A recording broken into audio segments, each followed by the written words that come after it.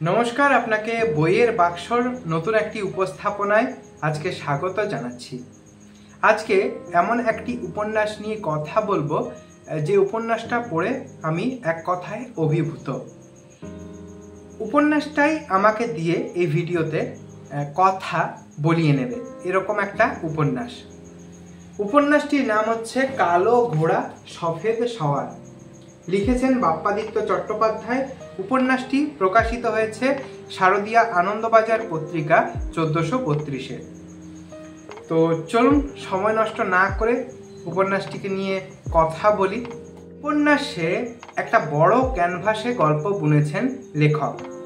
উপন্যাসের শুরুতেই দেখতে পাই বৃদ্ধ অমরকান্তি বাবুকে, যিনি একাকী নিঃসঙ্গ জীবনযাপন করেন।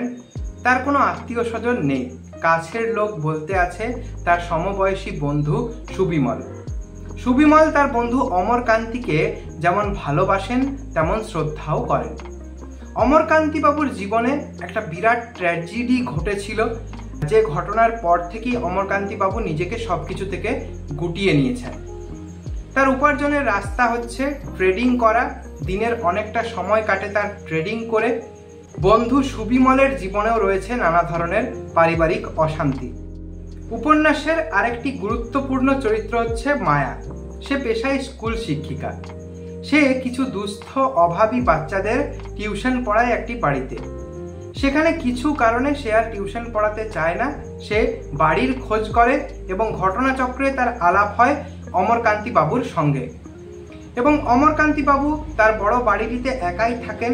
তিনি মায়াকে স্বেচ্ছায় একটি রুম বাচ্চাদের পড়ানোর জন্য ছেড়ে দেন এবং বাচ্চাদের খাওয়া দাওয়ারও একটা ব্যবস্থা করে দেন তার বাড়িতে। তো এই মায়ার একজন প্রেমিক রয়েছে যার নাম নির্ভীক। তার সঙ্গে মায়ার দীর্ঘদিনের সম্পর্ক। তারা একে অপরকে বিয়ে করতে চায়। এই মায়া আর নির্ভীকের মাঝে এসে দাঁড়ায় এক কুটিল রাজনৈতিক ব্যক্তি সঞ্জয়। সে মায়াকে বিয়ে করতে চায়। মায়ার জীবন জড়িয়ে পড়ে এক জটিল আবর্তে। তো মায়া কি শেষ পর্যন্ত তার জীবনের নানা বাধা বিপত্তি কাটিয়ে উঠতে পারে? অমরকান্তি বাবু, যিনি নিজের মৃত্যু কামনা করেন, তার জীবনই বা কোন খাতে বয়? জানতে গেলে উপন্যাসটি আপনাকে পড়ে দেখতে হবে। এই উপন্যাসের দুটি খুব সুন্দর চরিত্র রয়েছে। একজন হচ্ছে পাড়ার পাগল বিশুবাবু এবং আরেকজন হচ্ছে একজন সৎ ভালো মানুষ চা বিক্রেতা ঝন্টু। এই দুটি চরিত্র আমার ভীষণ ভালো লেগেছে এই উপন্যাসে। সহজ সাবলীল গদ্যের চলন, চরিত্র চিত্রণ, গল্পের বুনন দুর্দান্ত লেগেছে। যেটার কথা আলাদা করে না বললেই নয় সেটা হচ্ছে লেখকের সুন্দর লেখনী শৈলী। অপূর্ব গদ্য ভাষার ব্যবহার করেছেন লেখক এই উপন্যাসে। অসাধারণ লেগেছে আমার। আমি পড়ে অভিভূত, এক কথায় মুগ্ধ। আমি অবশ্যই আপনাদেরকে এই উপন্যাসটি একবার পড়ে দেখতে বলবো। তো এই গেল আমার কালো ঘোড়া সফেদ সওয়ার উপন্যাসটিকে নিয়ে নিজের কিছু কথা। আশা করি আলোচনাটি আপনার ভালো লেগেছে।